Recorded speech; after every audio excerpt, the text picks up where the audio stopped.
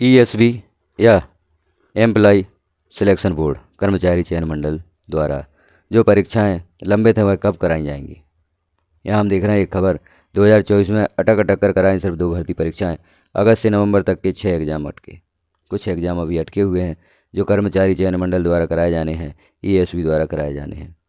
तो इससे संबंधित खबर यहाँ हम देखेंगे कौन सी परीक्षाएं कब हो सकती हैं, क्यों परीक्षाएं नहीं हो पा रही हैं।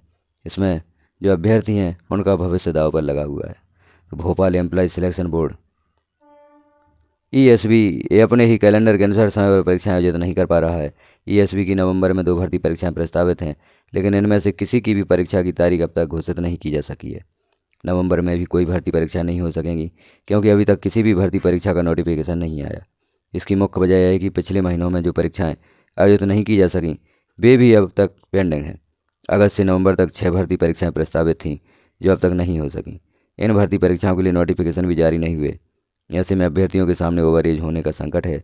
भर्ती नहीं निकलने के कारण करीब 12 लाख उम्मीदवार प्रभावित हो रहे हैं। इधर इस साल अटक अटक कर ही 2 भर्ती परीक्षाएं 19 सितंबर से 10 अक्टूबर ही हो सकी हैं, जिनके रिजल्ट आना शेष हैं। वहीं दिसंबर 2024 में एक और जनवरी 2025 में एक भर्ती परीक्षा अटकी हुई है। हालांकि अब दावा किया जा रहा है कि 2 भर्ती परीक्षाएं दिसंबर में कराई जाएंगी। ईएसबी के कैलेंडर के मुताबिक नवंबर में समूह 2, उप समूह 3 स्वच्छता निरीक्षक व अन्य समकक्ष पदों और समूह 2 उप समूह 4 सहायक संपरीक्षक व अन्य समकक्ष पदों के लिए भर्ती परीक्षा आयोजित होनी है, लेकिन इनमें से किसी की भी तारीख निर्धारित नहीं हो सकी है। एग्जामिनेशन शेड्यूल में इसे शामिल ही नहीं किया गया। नवंबर में primary school teacher eligibility test होना ही तय हुआ है। नवंबर में प्राइमरी स्कूल टीचर एलिजिबिलिटी या टीईटी टेस्ट होना ही तय हुआ है।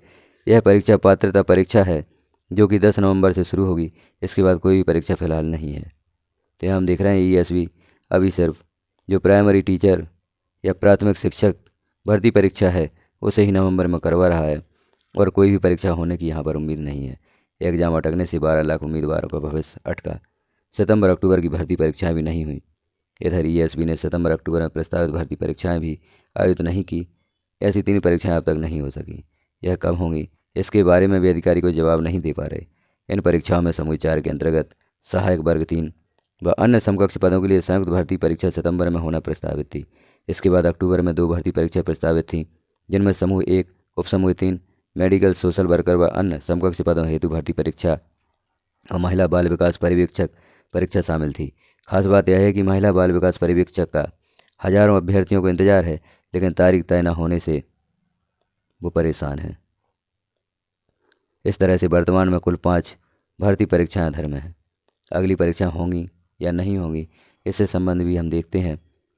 अब बड़ा सवाल यह है कि दिसंबर में सहायक उप निरीक्षक प्रधान आरक्षक चयन परीक्षा जो कि रिक्रूटमेंट टेस्ट है और अगले साल जनवरी में वन रक्षक क्षेत्र रक्षक एवं जेल प्रहरी परीक्षा होगी या नहीं, यह बड़ा सवाल है, क्योंकि अब तक पूर्व परीक्षाएं ही नहीं हो सकी हैं। ऐसे में जो अभ्यर्थी इन परीक्षाओं की तैयारी कर रहे हैं वे भी तय उम्र सीमा को पार कर रहे हैं। ऐसे में वे परीक्षा की दौड़ से बाहर हो सकते हैं। तो यह हाल है ईएसबी का, जो कि परीक्षाएं ही नहीं करवा पा रहा है। कब परीक्षाएं होंगी कुछ निश्चित नहीं है। सिर्फ नवंबर में प्राइमरी टीचर की परीक्षा होगी। अब यहाँ पर हम देखते हैं जो डायरेक्टर हैं उनका क्या कहना है। दिसंबर में 2 परीक्षाएं होंगी, इसके लिए जल्द नोटिफिकेशन जारी करेंगे। बाकी आगे बढ़ेंगी जो जनवरी में होने की संभावना है। इसके लिए तैयारी चल रही है। अभी नवंबर में primary school teacher eligibility test होगा। तो प्राथमिक स्कूल टीचर जो हैं उनकी पात्रता परीक्षा नवंबर में होगी और अभी अन्य परीक्षाओं की होने की उम्मीद नहीं है, जो जनवरी में या जनवरी के बाद हो सकती हैं। तो इस प्रकार से हमने देखा यहाँ पर ईएसबी या कर्मचारी चयन मंडल कौन सी परीक्षाएं कब आयोजित करवाएगा और अभी कौन सी परीक्षाएं आयोजित नहीं की जा सकती। आगामी क्या रूपरेखा है वह जानकारी हमने देखी यहाँ पर। तो इस प्रकार की जानकारियाँ देखने के लिए चैनल को सब्सक्राइब अवश्य कर लें, बेल आइकन को क्लिक कर ऑल पर प्रेस कर दें, ताकि जैसे ही कोई महत्वपूर्ण जानकारी चैनल पर पब्लिश की जाती है वह नोटिफिकेशन के रूप में आपको प्राप्त हो सकेगी। शिक्षा विभाग में होने वाले ऑनलाइन कार्य जैसे UDISE plus, RSKMP portal, student mapping, student छात्रवृत्ति से संबंधित जहाँ पर भी आपको जो प्रॉब्लम्स आती हैं आप कमेंट करके चैनल पर बता सकते हैं। उन समस्याओं का समाधान भी यहाँ पर देने का प्रयास किया जाता है। तो चैनल को सब्सक्राइब अवश्य कर लें। वीडियो को लास्ट तक देखने के लिए आपका धन्यवाद।